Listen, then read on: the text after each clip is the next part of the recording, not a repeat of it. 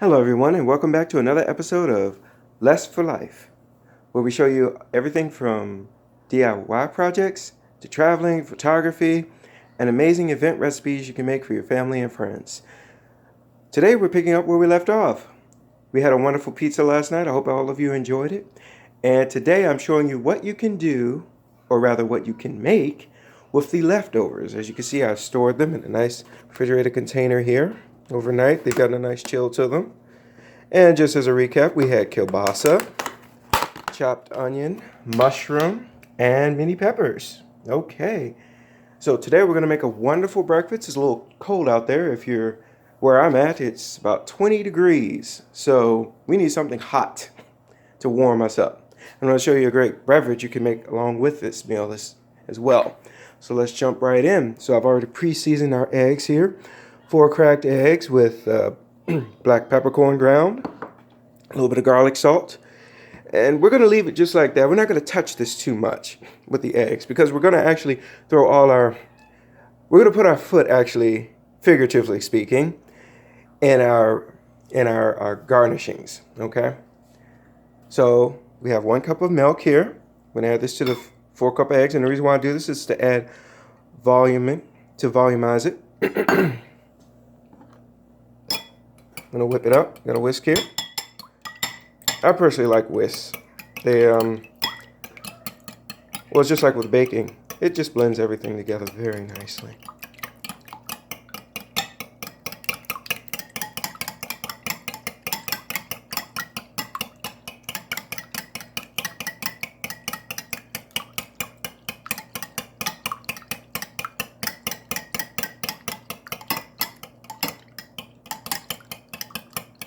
All right.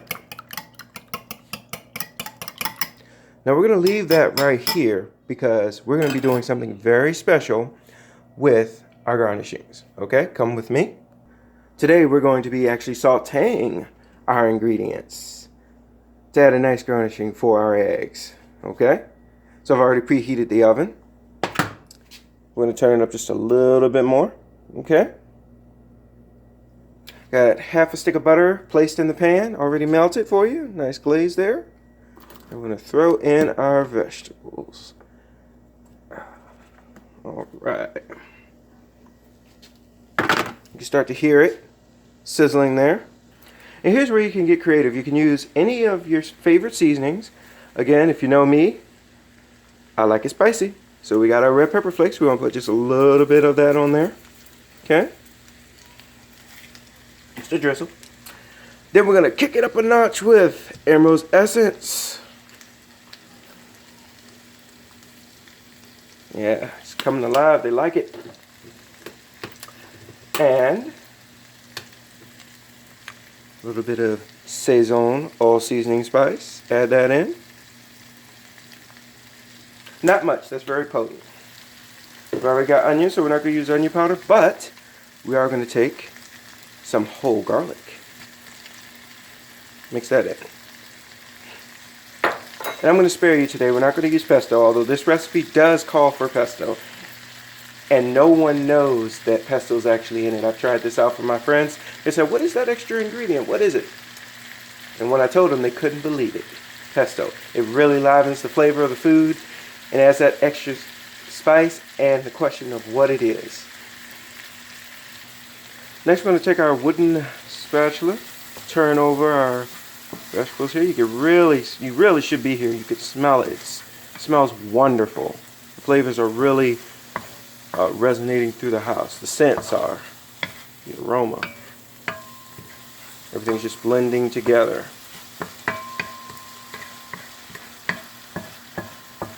The reason why I call this a DIY project is because it's recycling. Instead of getting rid of ingredients, many cooks will tell you to either save or discard your ingredients, but you want to use your ingredients. You don't want to waste them.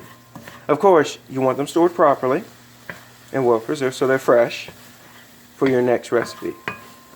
And that's what I like to do. Really see that starting to liven up here.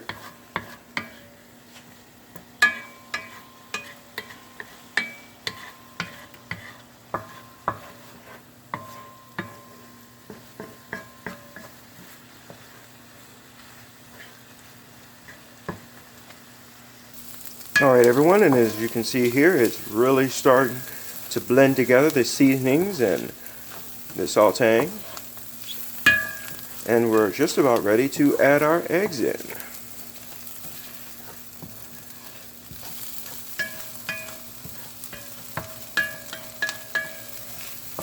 So what is your favorite sauteing or garnishings that you like to add into your breakfasts? Please leave a comment in this link below.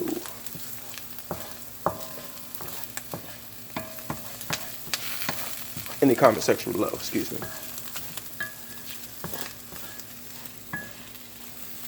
Alright, look at that. It's glistening. Now I'm going to teach you a secret to getting your sauteed vegetables to shine. And it's the same secret that I put in my eggs. I drizzle just a little bit, don't tell anyone, of olive oil, extra virgin, into the butter. And this not only is healthy for cooking, healthy for consumption, but also that's that glistening effect. No, this is not a filter. Next here I have my eggs. As you can see here, everything's blended together, whisked together very nicely. Pan is going to be cooked on low. We're going to move it down to medium low. We don't want to burn our eggs now. And as you can see, I have butter and the olive oil at the base of the pan. Now, ladies and gentlemen, I like to use a spatula for my turning of the eggs. And I've always found that that adds a French fluff to it. Okay? Like I said, medium high. We want the eggs to cook thoroughly. I will tell you something, it's very important that you wash your hands. It's very important that you wash your hands when you're dealing with eggs. I don't want any of you guys to get sick. It's very important to wash your hands when you deal with eggs. Okay? And in our next episode, I'm going to show you a great cleaning agent that does well for getting rid of bacteria and germs. Okay, so stay tuned for that. But we're going to finish up here. Okay? And as you can see, the eggs are really starting to fluffen up. As we continue to encourage the eggs with our spatula. Eggs are gentle, and it requires a semi-gentle touch.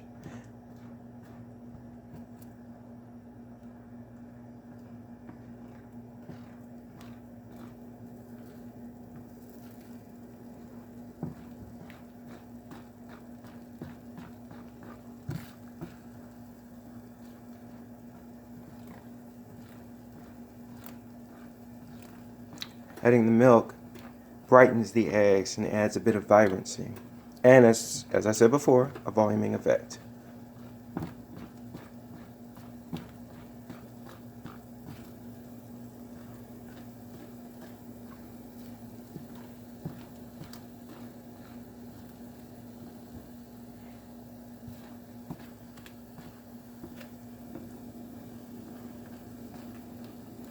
What's your favorite style of egg? Please leave a like and a comment down below. Tell me what you think.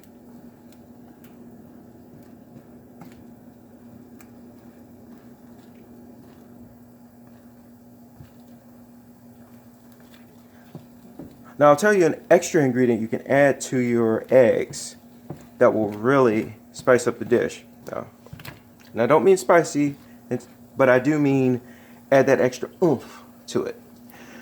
And that is grated cheese. Grated, or like I do, I use a food processor and I mince up my cheese. You add that to the eggs toward the end of their cooking cycle. You really see they're starting to fluff up. Look at that. But they're staying together. A lot of times with scrambled eggs, you'll find that they will fall apart between milk, the slight olive oil, and the encouragement from the spatula. We're able to keep everything together.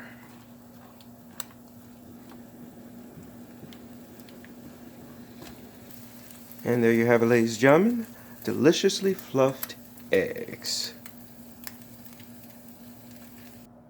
Now we have our fresh eggs, and we sprinkle on our garnishing, ladies and gentlemen.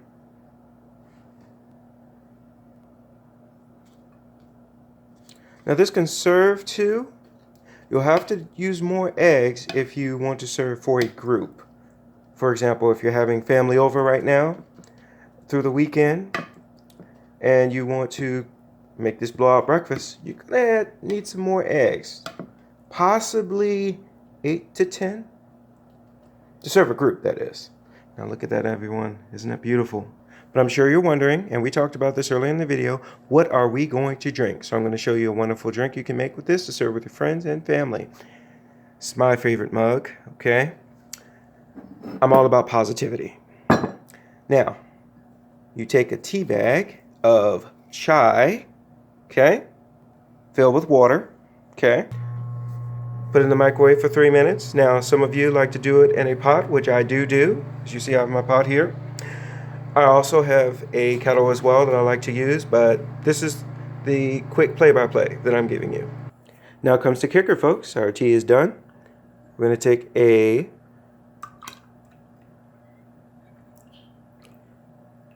half-cup milk, some ground cinnamon,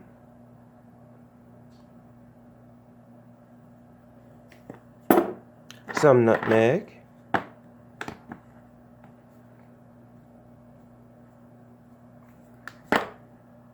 just a little bit of sugar.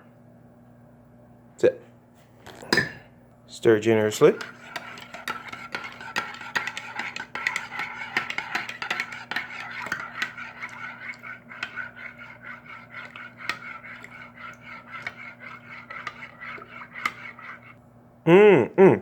And there you have it, folks. Chai tea latte for you, along with your scrambled eggs and sauteed vegetables and kielbasa. Thank you so much for tuning in. Please leave a like, share, comment, and stay tuned because I'm going to talk about, like I said before, a cleaning product that will help you get rid of all your germs from cooking, cleaning, a multi-purpose cleaner. Stay tuned for that. Thank you again. This is Less for Life, signing out.